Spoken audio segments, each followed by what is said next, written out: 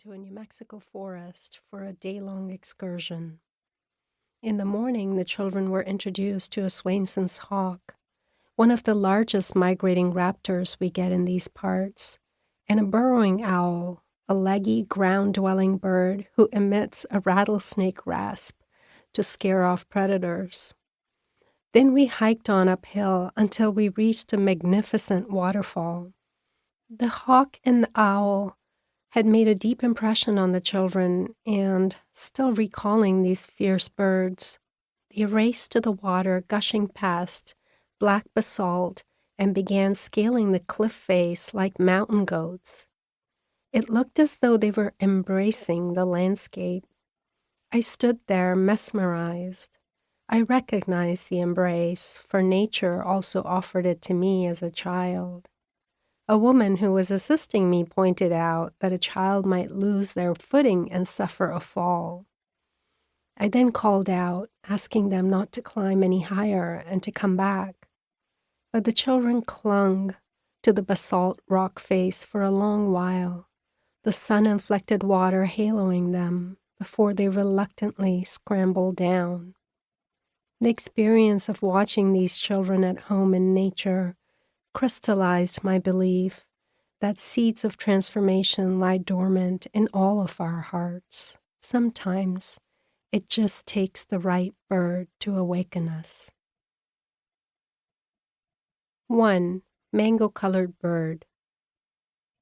Seeing a western tanager perched on a juniper tree is like peering into the molten heart of the southwest landscape. This sublimely colored bird must be the forest's expression of joy. Nature concentrates yellow gold, crimson, raven black, and mango in one mid-sized bird who flashes like a jewel in an otherwise subdued palette of olive greens and dove blues. Seeing the western tanager is a gladdening, if aleatoric experience. Walking along a dirt road, a flash is all you might see, lemon yellow wing bar against black. As the bird flicks past the road to perch on a dry bird bath before vanishing into a deciduous tree. Hungry for another look, you stand before the tree shimmering in the last blaze before twilight, but you sense only a flutter in the shadows, or you hear a chuckle or two. The western tanager is by no means a rare bird.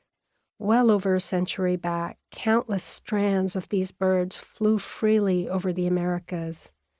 Now, I see tanagers only singly or in pairs. Breakneck industrialization, wanton use of pesticides, agribusinesses, and habitat loss have largely evicted these shining jewels from our parched land. The tanager, of course, is not alone. Some 40% of the world's bird populations are in decline. I owe a debt to this mango-colored bird, once it quite possibly saved my life. After graduating from film school at the University of Southern California, I moved to Northern California where, while backpacking on the High Sierra Trail and Sequoia National Park, I had a near-death experience. It was not my first time at this park. I relished being among the ancient sequoias, their copious maternal trunks, the color of burnt sienna, soaring toward the shining sky. Sequoia bark is rich in tannin, which shields the trees from the maladies of rot, insects, and fire. I walked among these immortals, as John Muir once called them, with the awe I might experience among columns in a cathedral that was all the more stirring for not being bound by stone. A porous cathedral, the earth's cathedral, and I was but a leaf undulating through it. After a 4-hour drive from Santa Cruz, where we were living, Michael and I camped overnight at the Sequoia National Park, and the next morning we got to the permit office at 9. The air was like the kiss of a pine. In the distance, a quail cackled. We filled out the requisite forms and were handed a back.